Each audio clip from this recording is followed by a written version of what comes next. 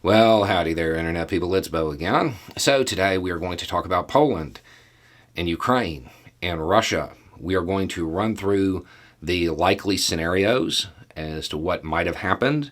We're going to talk about the reaction and kind of go from there. If you don't want to watch the whole video, I will say this. When this occurred, I was on Twitter. I've talked about it a little bit there already. I'm not particularly worried. I did not go and check the filters for my gas mask. I was getting chili dogs. I don't see a drastic escalation because of this. Not to the point that people are worried about anyway.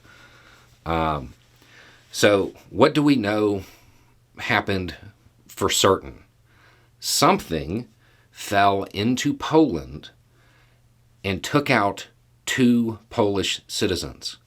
Poland is a member of NATO, and as far as members of NATO that are just really itching to get into the fight, Poland's at the top of the list. This couldn't have happened in a worse country for Russia's interests. Poland is probably more likely to slap that Article 5 button than anybody. The rest of NATO is probably trying to dissuade them from doing that. Now, that's where that is sitting.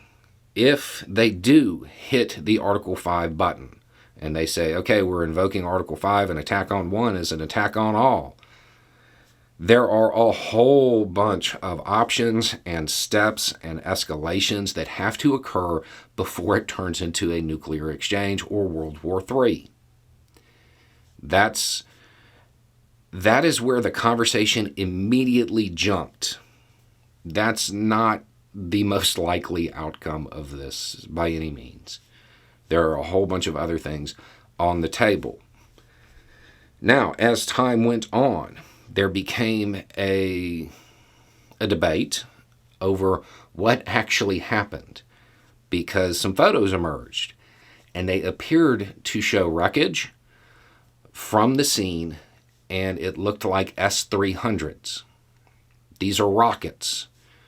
They are typically associated with air defense. So a bunch of people came out and said, oh, it wasn't Russia. It was Ukraine shooting at something that was Russian, and it missed or malfunctioned and landed in Polish territory, so no big deal. And that's a very likely scenario. The flip side to this is because of the lack of precision-guided munitions that Russia is facing. We've talked about it on the channel. We have talked about that shortfall. They have been pressing weapons into roles they aren't really designed for. Russia has used S-300s to hit ground targets. Well, to at least try to hit ground targets. They weren't incredibly accurate. That being said, this is a little outside the range of what could be expected if they did that if you're basing it off of what we know about where their forces are. Okay, so that sends it back towards Ukraine in theory. But that may also explain the wild inaccuracy in literally hitting the wrong country. Because we don't have all of this information yet. There's a bunch of options on the table. I don't know what I think is more likely. I hope it was Ukraine.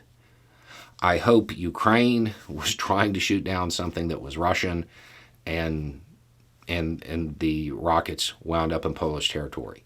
That is the best case scenario for the world for mitigating risk.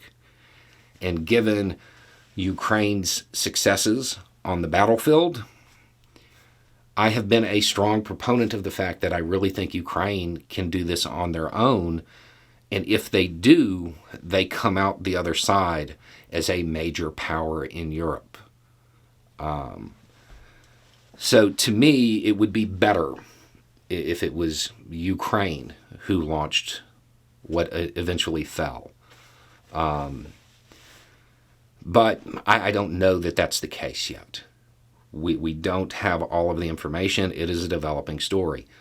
One thing that we can pretty much assume is that no matter what happened here, it will be used as a pretext to put more air defense in NATO countries closer to Russia, which, for those who were familiar with Putin's stated concerns, yeah, that's just one more loss for him. That was something that he was very concerned about and was a talking point that was issued as far as why NATO couldn't expand.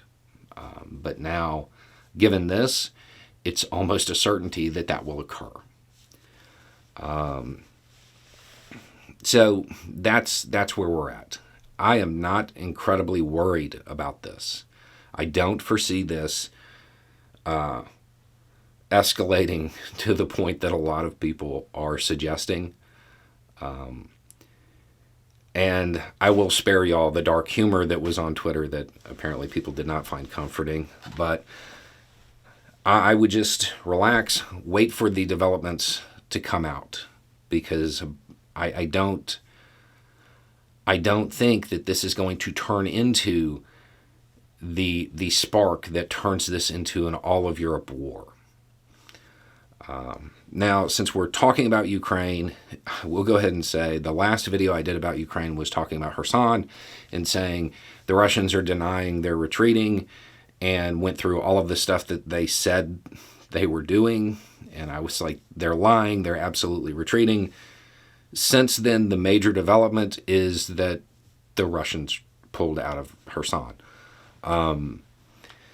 Their propaganda was pretty weak there. And that has occurred. It gave Ukrainians another very large victory, gave them a lot of territory that they were able to recapture very quickly.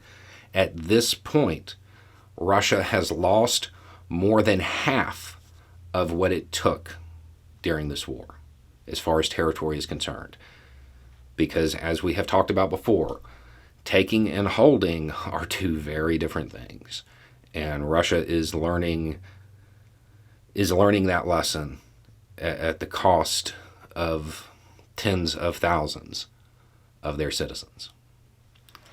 Anyway, it's just a thought. Y'all have a good day.